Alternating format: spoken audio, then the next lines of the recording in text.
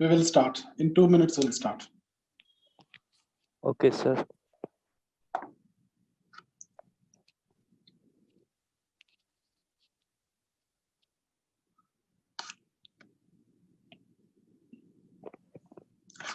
Abhinav, Fatima, all of you, please turn off your mic. If you want to talk something, then turn on and then speak. Okay. Otherwise, make it switch off.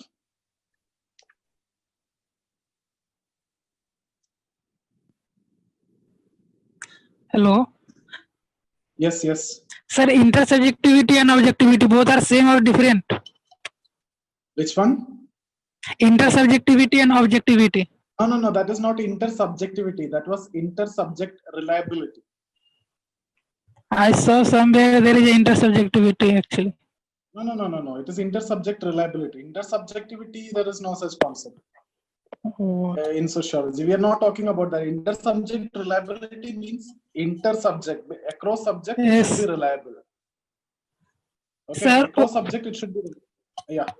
What was the logic of Karl Popper to state that there is no contradiction between positivism and deductivism? Yeah, that we will discuss when we discuss about thinkers. Actually, Karl Popper is propagating deductive method. What he is saying is, instead of inductive approach, deductive approach will be better in sociology. There is an obvious limitation in following inductive approach in sociology. Coming up with accumulation of facts to theory building, there are obvious limitations to follow the technical procedure of inductive approach. Right? Inductive approach is it's exactly natural science approach. So in case of social science, first of all, when you collect data, you cannot quantify everything. So a lot of difficulties is there in directly applying the inductive method in sociology. And that's what Karl Popper highlighted. And he used the extensive use of deductive approach.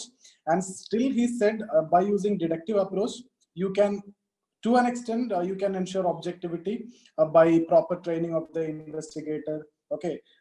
Etc. And there is no contradiction. That's what he is saying. This is also considered as scientific. You can consider this also as scientific.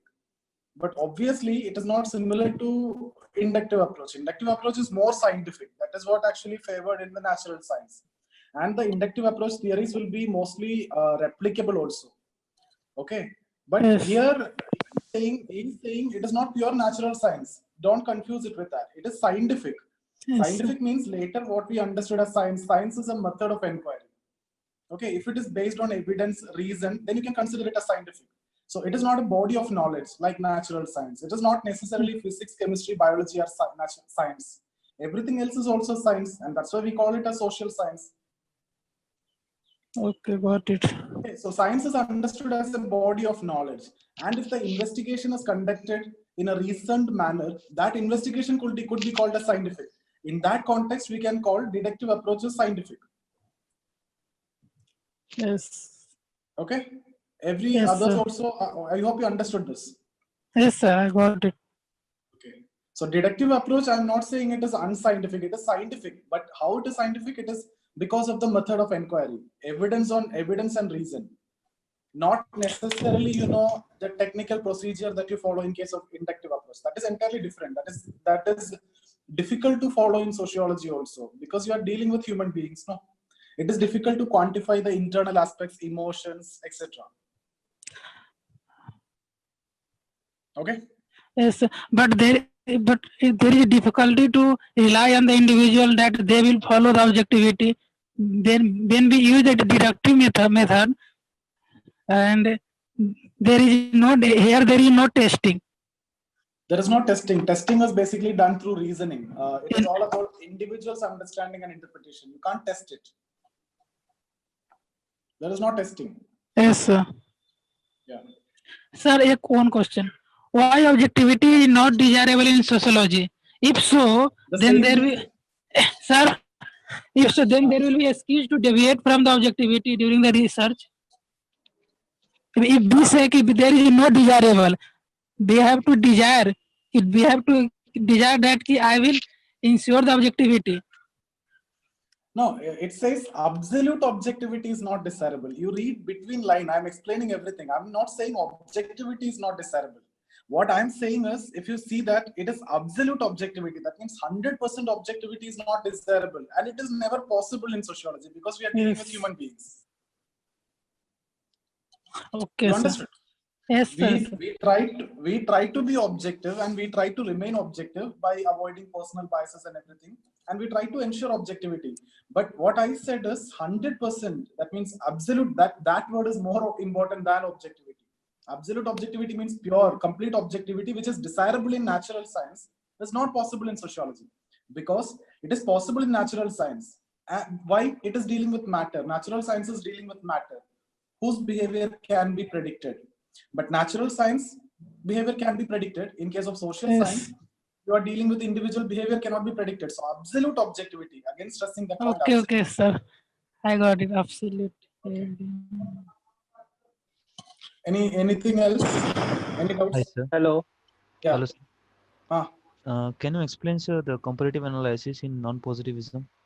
A comparative analysis, that methods I've told you, not only comparative analysis, I will have to talk in detail about Verstehen also. Even in today's lecture also, I'll be taking that we will discuss when it comes to, because these are methods which are given by Weber, comparative analysis and Verstehen, causal pluralism, causal probabilism, then indirect experiment in Durkheim. So when we discuss about thinkers, all these methods will be in detail discussed. Okay, sir. Okay. Okay, at this point, what I've done yesterday is we were talking about positivism. When we talked about positivism, I referred to positivist like Durkheim, and I've taken some methods that he used, and we quoted examples. Like statistical techniques, if you remember, directly from suicide theory I've taken, but we have not discussed suicide theory. Once we discuss that theory, you will get what exactly that method is. Similarly, Weber also used this comparative analysis, causal pluralism, ideal types, Verstehen, etc. That he is a non-positivist. So yesterday when we discussed about non-positivism, I have referred to that theories, and basically I have taken that example. We will discuss that in detail when it comes to Weber. Okay, sir. Thanks. Because all these are in fact separate questions. You'll get short notes, causal pluralism, comparative analysis, indirect experiment. All these are highly probable, short notes. We will prepare in that way separately. Hello. Yes. One question. Is non-positivistic methodology scientific?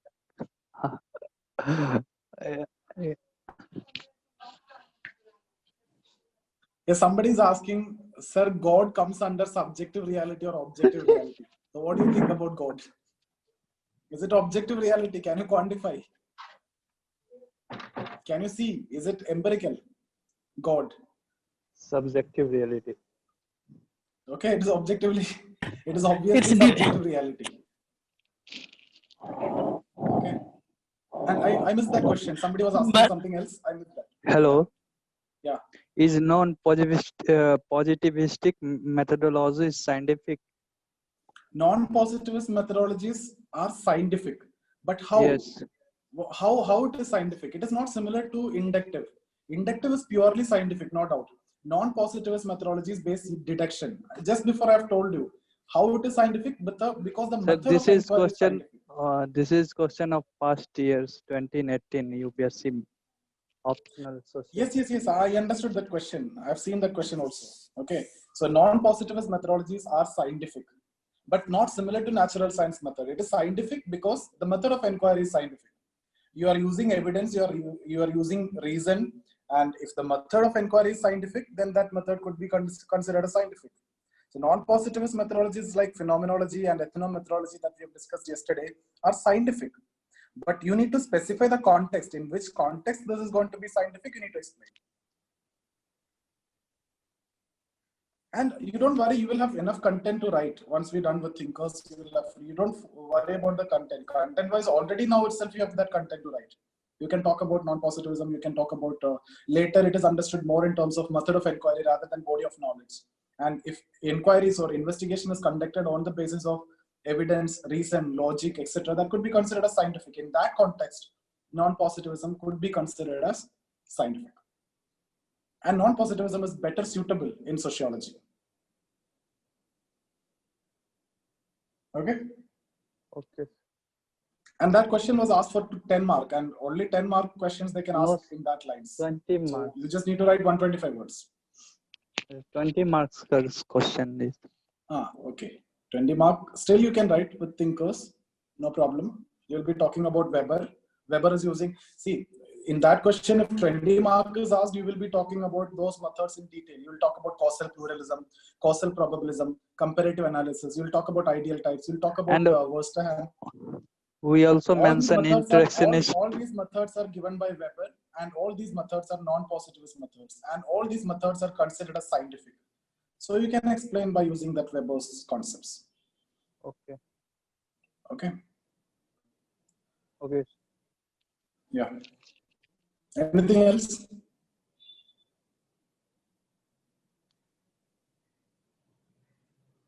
So first chapter, no need to have any doubt. Second chapter, positivism and non-positivism, still there is any confusion? So what we have done is basically, we talked about positivism and we discussed about non-positivism. So positivism is understood as object C. If you take like this, if you talk about the subject matter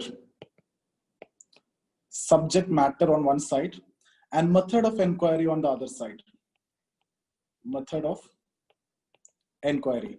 So if you talk about positivism, what is the subject matter for positivism? First, if you talk about positivism, what is the subject matter? Empirical reality, right? Empirical reality, that means objective reality, right? So subject matter is objective. And how you study? You conduct objective study, right? By using quantitative methods, etc. So in that context, we have discussed that positivism is objective understanding of objective reality, right? When it comes to Weber, like interactionist, what we have discussed, the subject matter for them, there is a change, there is a deviation. That is subjective. Method of inquiry is objective. Objective. Yeah. So for Weber and interactionist, it is objective understanding of subjective reality. And when it comes to pure non-positivist, here also there will be a change. Method of inquiry will be subjective. This also will be subjective. So that is subjective understanding of subjective reality. Okay. So this is positivism, objective understanding of objective reality. Non-positivism, subjective understanding of subjective reality. In between them, there is interactionist like Weber, Mead, etc. Okay, and they are objective understanding of subjective reality. Some element of positivism, some element of non-positivism is there. So this much is clear for all of you. Any doubt in this? No, sir. I'm expecting no doubt. No, So sir. empiricism is the main element here. Empiricism, when it comes to positivism, empiricism. You study external reality, empirical reality. So what is non-positivism? Internal aspects, right? Meanings, motives, emotions, etc. Okay, meanings, motives. Now, when it comes to positivism, it is more of qualitative approach. No, quantitative approach. Everything will be quantified. But when it comes to non-positivism, qualitative. What method in positivism? Induction, inductivism. What method in non-positivism? Deduction, deductivism, right? And positivism is more of scientific. This is more of humanistic. And here stress on objectivity in positivism. Here stress on subjectivity. Positivism is talking about theory building. Non-positivism is all about understanding or interpretation. Positivism is talking about testing and prediction, and these two are considered as distinct reality in case of non-positivism. So this is a basic comparison you can make between positivism and non-positivism. Okay, so we have done with first two chapters, except one topic that is a major theoretical strands in sociology. The logic why I'm not taking that particular topic now is because once we're done with thinkers, you will be talking about a lot of theoretical strands.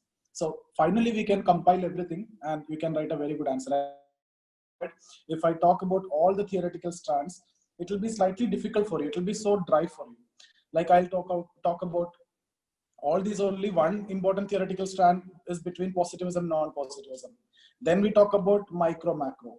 Then we talk about subjective objective. Then we talk about scientific humanistic.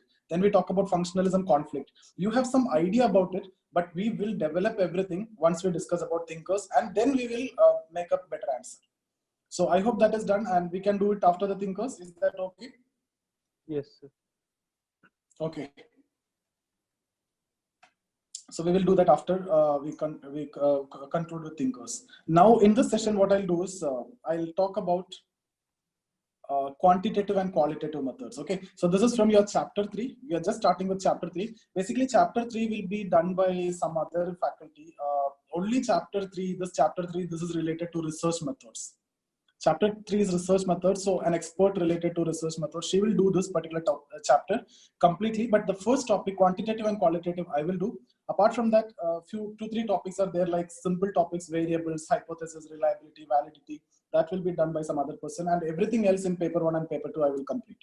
Okay, so this particular topic now I'll do. So what context it is discussion, we are talking about quantitative and qualitative. So if you see positivism on one side and non-positivism on other side, positivism is more of quantitative. Okay, non-positivism is about qualitative. Now, there is not much to discuss actually in this particular session. I hope all of you already have some idea about quantitative method and qualitative method. But it is all repetition. First 3 chapters, mostly it is repetition. When we talk about quantitative, it's stressing on objectivity. Okay, when we talk about qualitative, it stress more on subjectivity. Okay, when we talk about quantitative, it talk about external realities. External realities, this is more of internal realities. Okay, now when we talk, these are two different methodologies, quantitative and qualitative. So quantitative method, basically an example is induction. Here it is deduction. Okay, now if you follow the steps of quantitative methods, first what you need to do, first step is actually data collection. So what kind of data you will collect? You will collect the data which is quantifiable. So you will get the data in terms of numbers. So if you remember in the study of suicide, Durkheim collected data of suicide which are reported in various police stations, and he got it in terms of numbers. And that's the reason why he could use positivist approach and he could use statistical techniques over there. So you should be getting data in terms of numbers. Numbers means quantifiable data. And that is not possible where in non-positivism or in qualitative method. So what kind of data you will get here? You will get textual data. Why you are not able to get the data in numbers, or why you cannot quantify? Because you are dealing with subjectivity or internal aspects, meanings, motives, emotions, etc. And that you can never quantify. Okay, now theory building, the process of theory building here is induction, here it is deduction. Now various steps, various methods will be there for data collection, like survey method, questionnaires. By all these you can actually collect in terms of numbers also. Okay, so all these things is what we are going to see in the PDF. So quantitative and qualitative, what is the difference mainly? This is basically similar to science, natural science. This is more suitable in science, and this is more suitable in social science, especially sociology. Okay, so here the information, the data collected will be textual data. Here it is in terms of numbers. Okay, so now I'll move to the PDF, and we will see there details over there. Okay.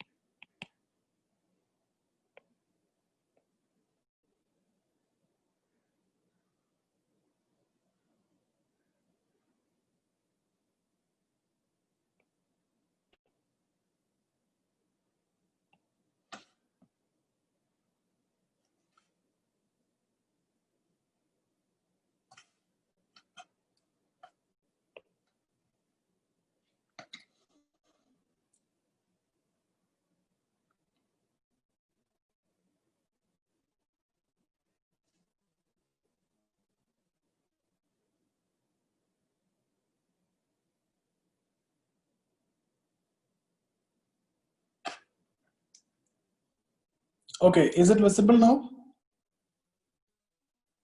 Yes, sir. Yes, sir. Yes, sir. Okay, somebody, that blue ink is not mine. Somebody is writing over there. Can you remove that blue ink? Somebody has written there something. Yeah. Okay. So here we are basically talking about research method and analysis. This is from your chapter 3. Okay. So this is the first topic. This first topic I will complete here. So we have already discussed about what is quantitative and qualitative methods. Now we will see what you need to write in your answer. Okay. So this is actually your answer format. And see here, I have underlined most of the important points, unlike the previous PDF, and I've corrected whatever is possible also. So we will start with this quantitative and qualitative methods. So we will see the introduction. Introduction, you already know. Initial debate, we know. We will talk about emergence of sociology first. Any question from the first 3 chapters, we'll talk about emergence of sociology, right? So then you will discuss about this. With the emergence of sociology as a distinct discipline, the quest for finding its core and appropriate methodology led to a number of perspectives which argued for the use of different methods. So here, different perspectives that refer to positivism, non-positivism, etc. And all these perspectives are asking for different methods. For example, positivism stressing on what? Quantitative. Non-positivism stressing on what? Qualitative. Okay. The debate surrounding the use of methods was closely interlinked with the initial debate on the nature of sociology. What is that debate? Whether sociology is a science or not. So some people will say it is science. So they are using inductive approach or quantitative methods. Some other groups will say sociology is a social science. So they use deductive approach and qualitative methods. Okay. So the initial emphasis that is related to science, emphasis on positive approach, employing empiricism and inductivism. We have discussed all this before. Prefer the use of facts which are quantifiable in nature. Okay, that means they preferred a quantitative method. The critique of positivist approach, that is non-positivism, okay, critique of positivist approach led to the development of non-positivism, which preferred more abstract qualitative methods. So the same things that we have discussed, I don't think that you need to have any confusion. Both these methods find their place in the context of different subject matter proposed by positivism and non-positivism. So from here, you need to write your introduction, maybe 20 words, 20 to 30 words, you need to pick according to the demand of the question. Okay. So now let's move on to quantitative methods. So what are quantitative methods? These methods employ systematic scientific investigation of quantitative properties of phenomena. Quantitative properties of phenomena means you have to identify that external aspects. You have to identify that you need to quantify that phenomena. Okay, quantitative properties of phenomena in order to develop models of theories. This approach, the approach of these methods is to generate quantified image of phenomena under study. So if you are studying the accident cases, you will study in terms of numbers. You will quantify the accidents which happened. Okay, like yesterday we have discussed, suppose accident happened here. Inductivist, what he will do, he will try to collect all the data, all the accidents, previous accident histories, everything. Like what Durkheim studied the case of suicide, right? What he did, he collected data from all the police stations where suicide is reported. So that's what you will try to do. You will try to develop a quantified image. That means it exactly like similar to natural science in terms of numbers. Okay. Now this is the first step. First step of a quantitative method, that is the process of measurement. Okay. So first you need to so the process of measurement is central to quantitative methods between empirical observation. Okay, so you will connect this in terms of basically you'll try to quantify. That's what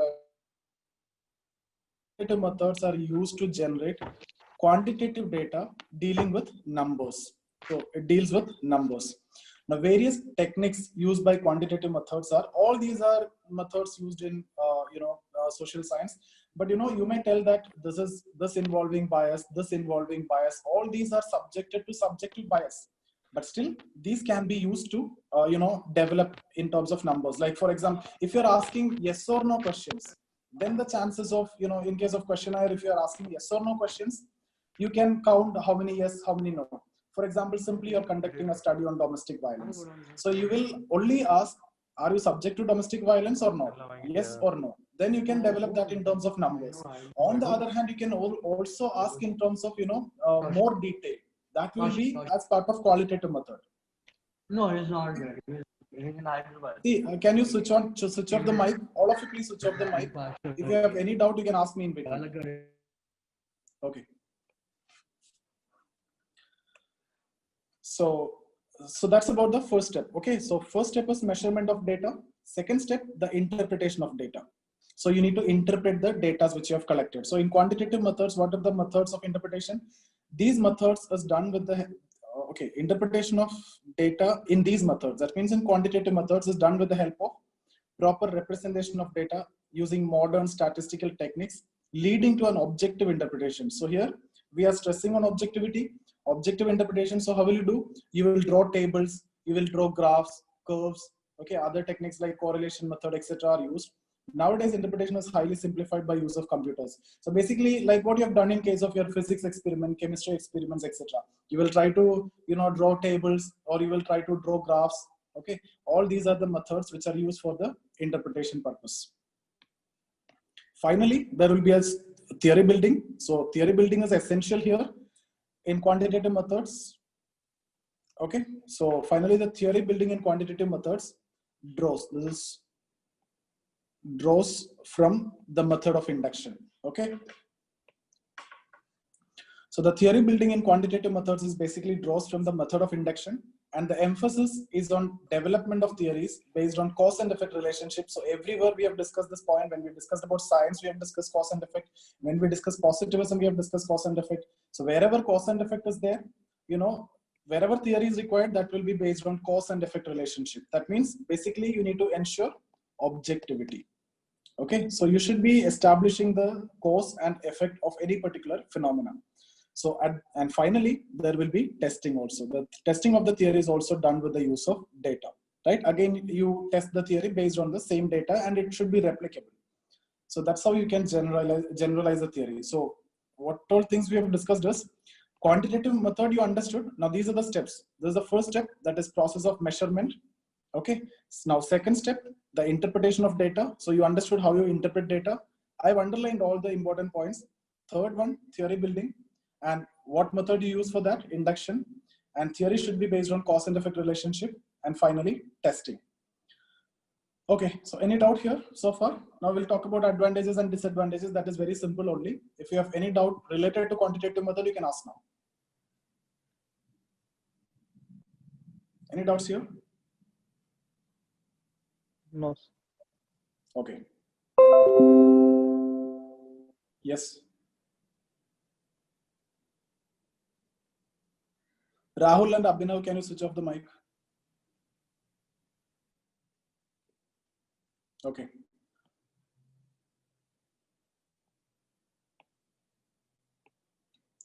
Now, advantages of quantitative data. Okay.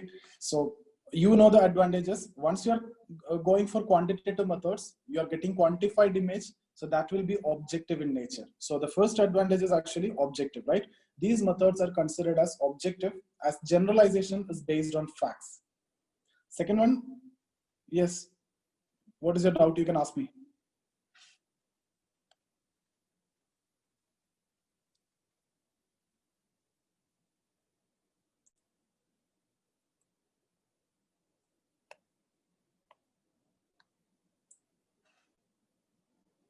What is your doubt, Rahul? Can you ask me directly, not message? Is it possible?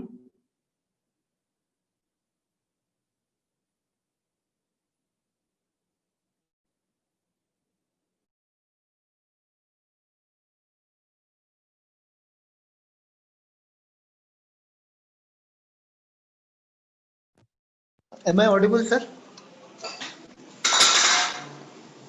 Hello? Directly from natural science, right? Then third one, quantitative methods present an advantage of easy measurement. These are, just for the sake of writing some advantage you're writing. Sometimes it will be very difficult also to go and collect all these data. Okay. As experts are not required. Anyone can collect quantitative data. Even you can send your assistant also, because you're just asking yes or no, right? You're asking yes or no, or you are just collecting in terms of numbers. I have told you, a trained investigator, a properly trained investigator is required, because you are using method of accounts there. You are collecting the stories from all the people. What is method of account? Can anyone tell me? We are actually collecting the stories from different people to explain a particular phenomena. And from that, the investigator will take up the relevant content. So a properly trained investigator is required. Do you think an investigator who's properly trained is required here? Anyone can do this. So you can even send your assistant with the questionnaire, they can do it. You don't want to be, directly go and collect these data. What? Ritika, I didn't understood.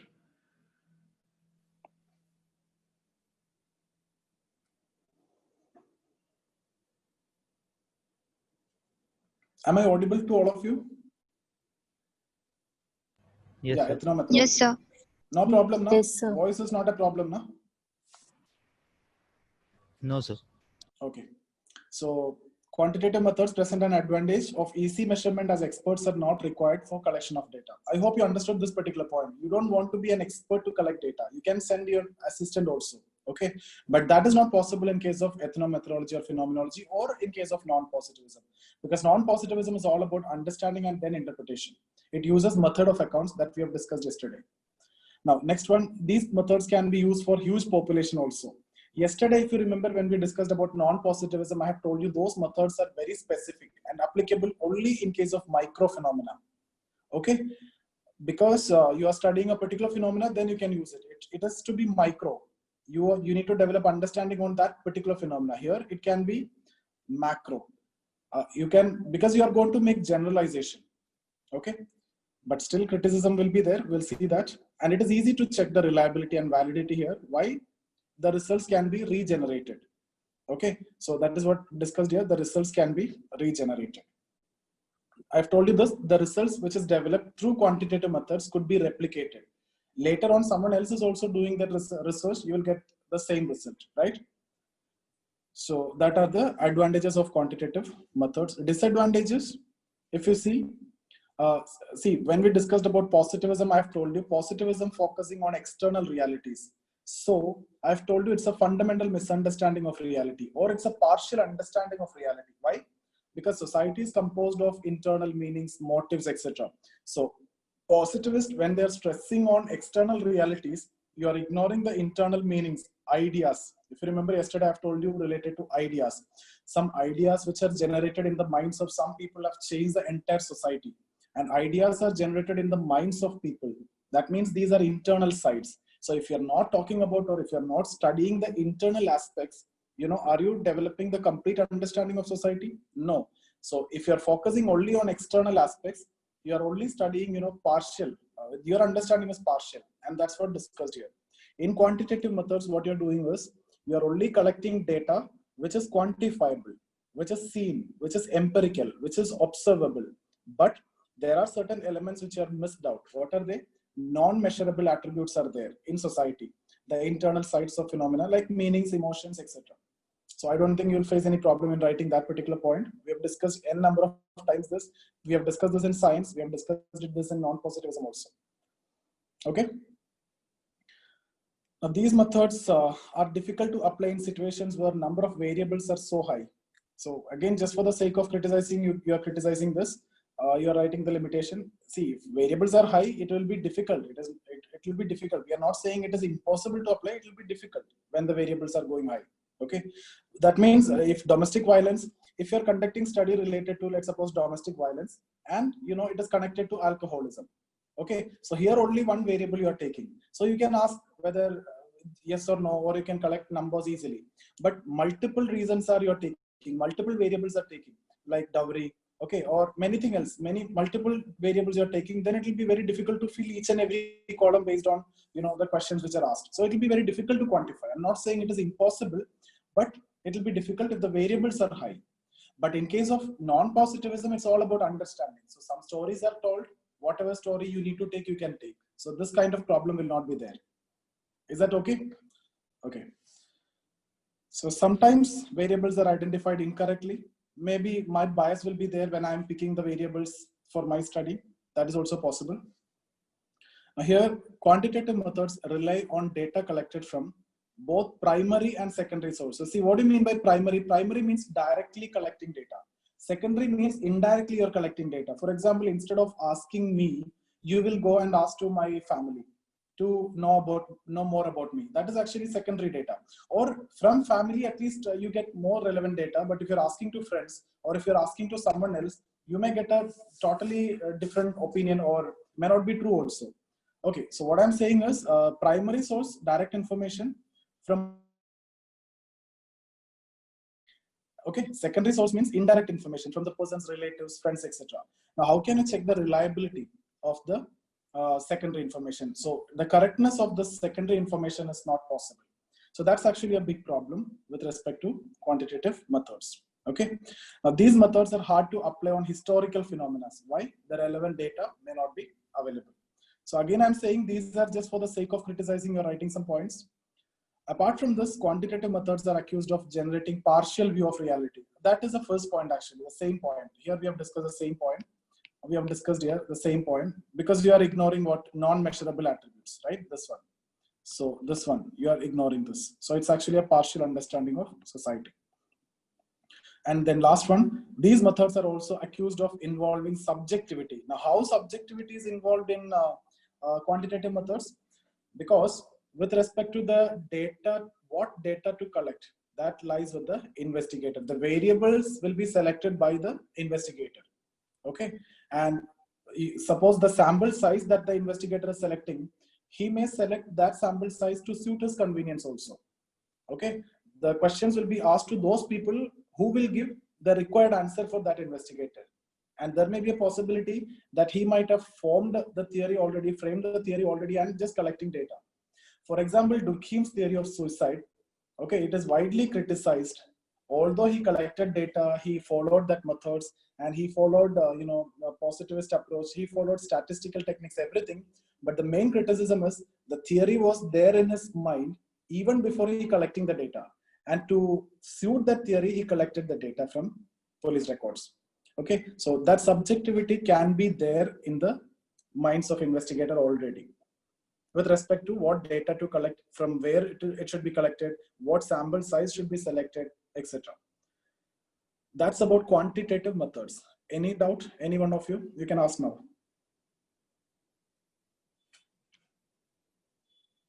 Any doubts?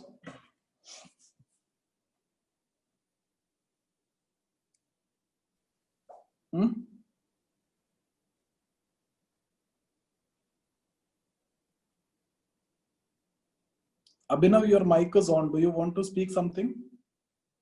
Okay. Sir, fourth point. Yes, fourth point. What is the problem with the fourth point? What is that?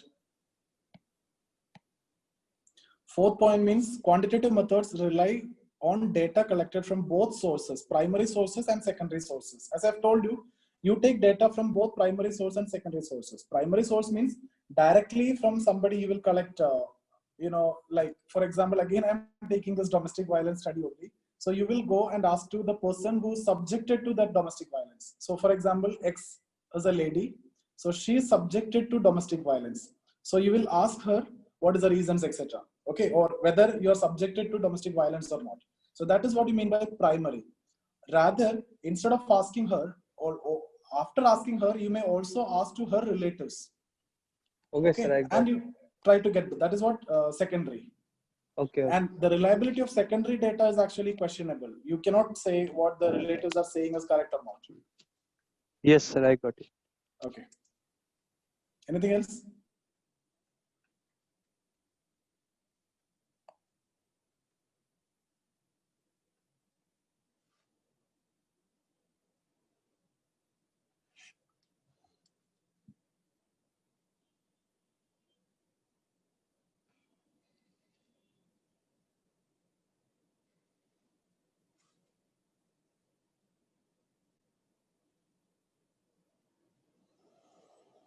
Can we move forward? Qualitative methods? Yes, sir. Okay. So qualitative methods. So we've already discussed what is qualitative methods. It is basically from non-positivism. Okay. So we'll see here, they refer to, qualitative methods refers to the examination, analysis, and interpretation of observation for the purpose of discovering what? underlying meanings. So here you're talking about meanings. Earlier, only external reality. So here you're focusing more on internal aspects, meanings, emotions, motives, patterns of relationship, etc. How all these are connected. Okay, that's what I mean by patterns of relationship. The qualitative methods in sociology emerged in reaction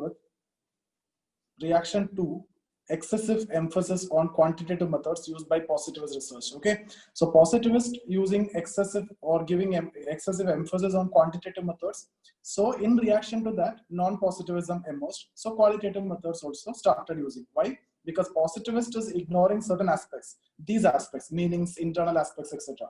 So as a reaction to that, non-positivism emerged, which is using more qualitative methods. Because in sociology, qualitative methods is more useful, non-positivism is not more useful, or meanings are considered more important than the external reality. All these external realities are actually created by the meanings which are developed, or the ideas which are developed in the minds of individuals. So you should be studying the internal meanings. I'm repeating the same point again and again every word. It is the same point. Okay, ideas are generated in the minds of the individual that will result into external reality. So external reality is a result of the internal meanings which is generated by the people. Okay, so these methods are often used to gain better understanding of non-measurable sociological attributes like meanings. The other one is more suitable for measurable attributes because you need to quantify. Here, non-measurable attributes. Okay, so the data generated in qualitative will be qualitative in nature. That means it will be text. Okay, the qualitative data is in the form of text and not numbers. Okay, so that's more important. It will be description. It will not be quantified. You cannot quantify this. It will be description. You need to describe it. So it will be in the form of text because internal meanings. Okay, it is usually based on description of variables. Various techniques like observation, Verstehen, all these we will discuss in research methodology and in thinkers also. So I'm just taking different methods here. Verstehen we will discuss, Weber's method, narration for explanation. Verstehen actually literal meaning is comprehension only. We will do that. Okay. The data thus generated is in abstract form. Abstract form means it's all about description. It is not in numbers. If something which cannot be quantified, then when we say it is abstract form. Okay. Secondary sources are also used to collect qualitative information. So here also secondary sources are used. Then that will be obviously one of the criticism. The reliability of secondary data or sources is not necessarily correct. Okay. So now interpretation, so collection of data like this, and now interpretation of data. Interpretation of data in these methods is done in analytical way using deduction. Okay. In pure qualitative research, there is minimal use of methods in interpretation. We have discussed this already in non-positivism. Similarly, qualitative methods often reject formulation of theories. So here, no theories. So you can see here, deduction, earlier in positivism and in quantitative, it is induction. There is no use of methods or minimal use of methods here. There, scientific methods are used. Okay, and I've told you various methods for correlation, graphs, etc. are used. Here, no concept of theory, only understanding. There, you need to make theory. Here, testing is done through reasoning. There, testing is done through, again, replicating or by putting numbers again. Okay, the same scenario will be replicated. Here, it is done through reasoning. Okay. So I hope this is clear. That's about qualitative. Qualitative will be very easy, and application of this also will be even more easy, and to study this also very easy. So advantages of qualitative data. They are considered significant in the light of generating a complete understanding of reality. So we are saying complete understanding. So there may be criticism also. We will see that criticism also. In general, these methods are considered cheap if the purpose of research is confined. Okay. So if the purpose of research is confined, if it is related to microphenomena, it will be cheap. These methods are helpful in finding solution to the problems in a more pragmatic way. These are just for the sake of writing some advantages we have written. Now, disadvantages, it requires an expert for its implementation. That we have already understood when we discussed about non-positivism. For example, when we talk of the same method of accounts. Method of accounts, where we discussed this in ethnomethodology in non-positivism yesterday. So what I've told you, if let's suppose there is an accident.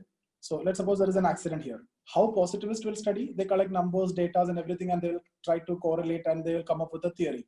But how non-positivist or ethnomethodologist will study? So they use method of account. Method of account means, so there will be many people who seen this accident. So you as an ethnometeorologist, let's suppose this is you as an ethnometeorologist, will ask to each and every individual what you have seen. What do you think will be the reason of this accident? So different people will tell different stories about their understanding of this particular accident. And what the ethnometeorologist finally do, he will take the relevant content. So how he can take the relevant content? See, if this is done by another person, let's suppose X is doing and Y is doing. So Y also will ask question. So do you think X and Y will take same content from these people? There may be problems, right? Subjective bias will be there. That's why we need what? Experts. Experts who got proper training. So here proper training should be there. Otherwise, different interpretations will come with respect to a same phenomena. Even with training also that is possible, but still you can minimize that bias. I hope you understood. And then others are very simple. It is difficult to check reliability and validity. Okay. Problem of subjective bias here. Earlier it was objective and more suitable for micro phenomena. This we have discussed yesterday also. As sample size increases, the application of this method is difficult and costly. And in fact, this is what you have written as advantage also. We have said if it is confined, it is going to be cheap, right? Here we said if it is confined, somewhere we have said that, yeah, this is considered cheap. But here, if the sample size is increasing, this is going to be expensive. Now, the theoretical possibility is limited, no theory. It's all about understanding. So there is no need to have any doubt here. For a quick comparison, I've written the important points here before we write the conclusion. So you can see here quantitative, it uses numbers and statistics. Here it uses text. So data generated will be in the form of numbers here text, description, okay? Now here you will get many observation, here few observations, little information, more information. Why more information? Because you will see a lot of stories, a lot of description. Here you will only ask what yes or no, right? Not much interested in anything else. Here you will make theory. That means make inferences from specific to general. You will generalize it. Here there is no inference, nothing, no theory building, only understanding. These are replicable analysis. So here it's all about understanding and interpretation, not necessarily replicable. Formalized methods. Now here, not formalized methods. So I hope this table will answer everything related to quantitative and qualitative methods. Now let's go to the conclusion. So the first line is important. You can cut, copy, paste exactly the same in your answer. The very good, line it is. Although both quantitative and qualitative methods are distinct and based on opposite theoretical assumptions, but while comparing both, the relationship between the two is understood to be complementary rather than contradictory. That means both are required, both are complementing each other. We have discussed every word. We need to write a conclusion like this. When we discussed about sociology and common sense also, I've told you the same point almost. So you can write this. Why? Because nowadays both researchers are using both as per the requirement of the research. If quantitative is good, you will use quantitative method. If qualitative is suitable, you will use that. So researchers nowadays using both as per the requirement rather than sticking to quantitative or qualitative. Sometimes you will use mix also. Sometimes you conduct the study on quantitative method and you do the analysis part by using qualitative method. But reasoning is done through qualitative method. Or you conduct study on qualitative method and you check that with the quantitative data. That's what you have written here. Nowadays, both are used as per the purpose of the sociological research depending on requirements. For example, quantitative methods are frequently used to test the understanding generated by qualitative methods. Similarly, qualitative methods can be used to understand the meanings of data generated by quantitative methods. So to check that meaning, you can use qualitative also. So quite often researchers use both in such a way that they are virtually impossible to separate these days. Earlier, before 1940s, they have followed that theoretical purity. If you are a positivist, you stick to quantitative. If you're a non-positivist, you stick to qualitative. But now there is no question of this positivism and non-positivism. That debate is already faded away from post-1940s. So post-modernist, they use both quantitative and qualitative. They use both positivism and non-positivism. They consider both objectivity and subjectivity. They consider both scientific and humanist approach in understanding society. So for them, better understanding is what matters. The methods that you use doesn't matter. The means are not that important. The end is important. Okay. So I hope it is done. Yes. Any doubts? Any one of you now you can ask if you have any doubts.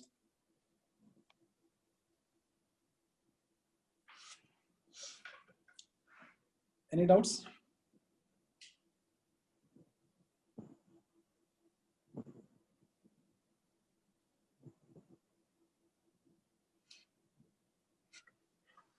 Okay. Any doubts are there? Easy. So this one is easy. Yesterday only you faced some problem, no? Now is that clear? Have you watched that videos? Then is that clear? Yesterday's topic, non-positivism. Okay.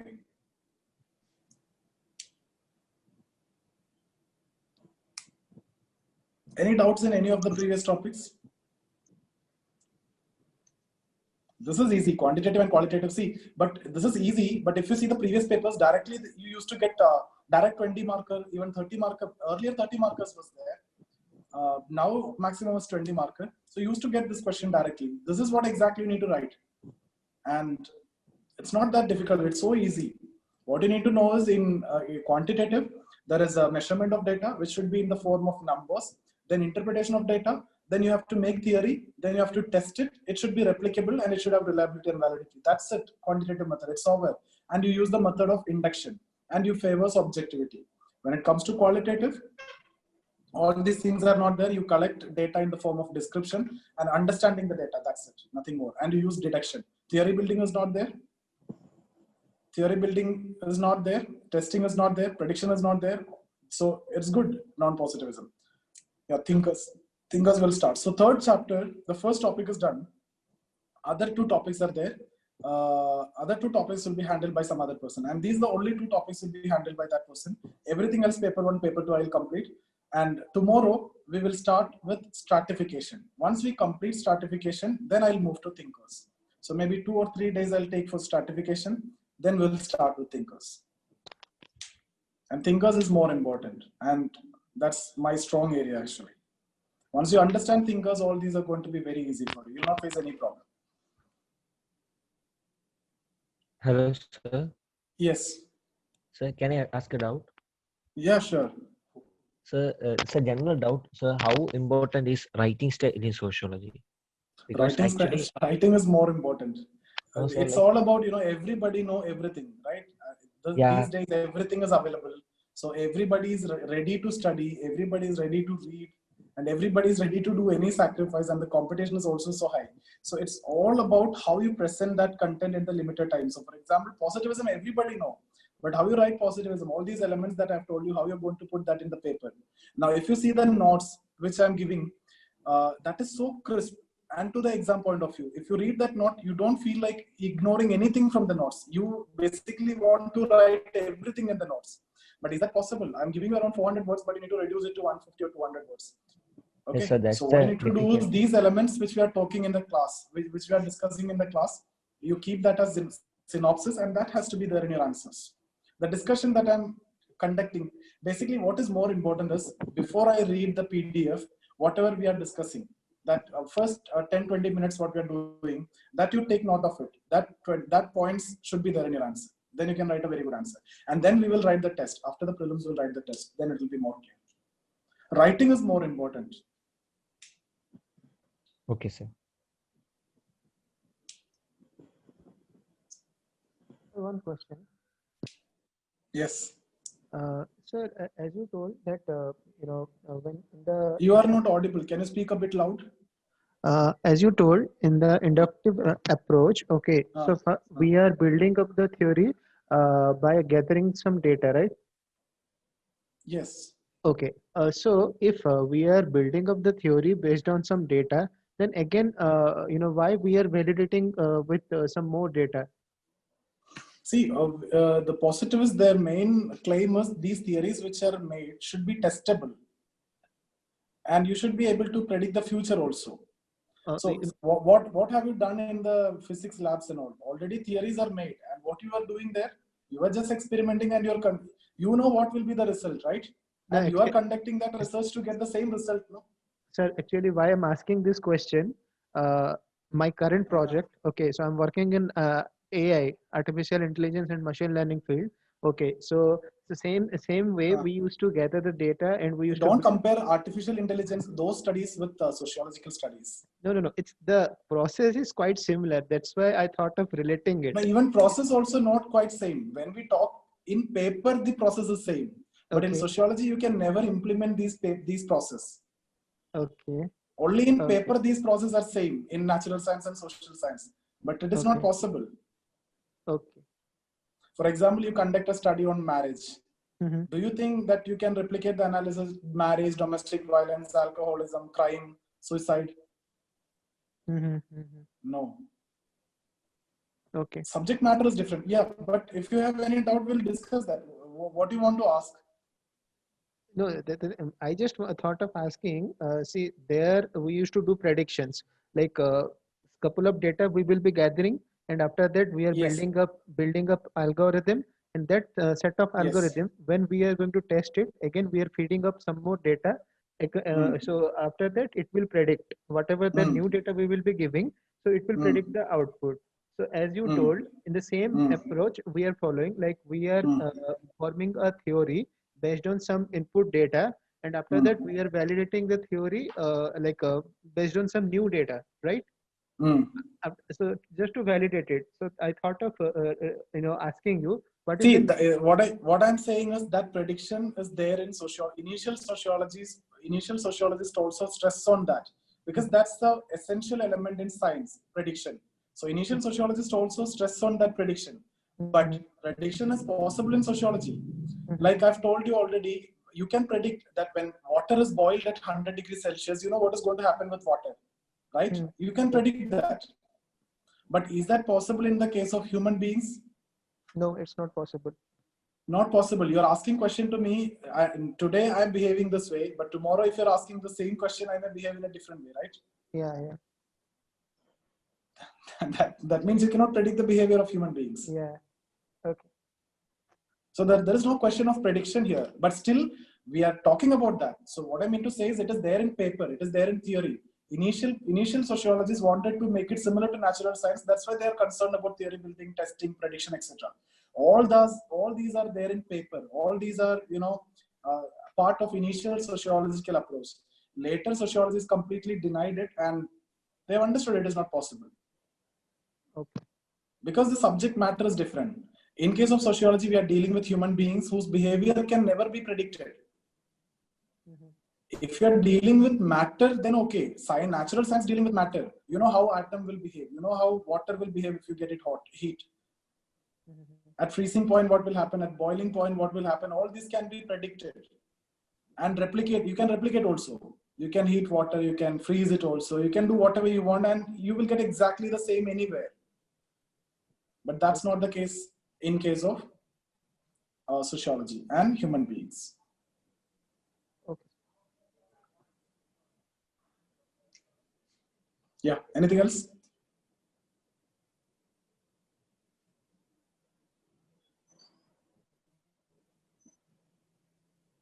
Anything else?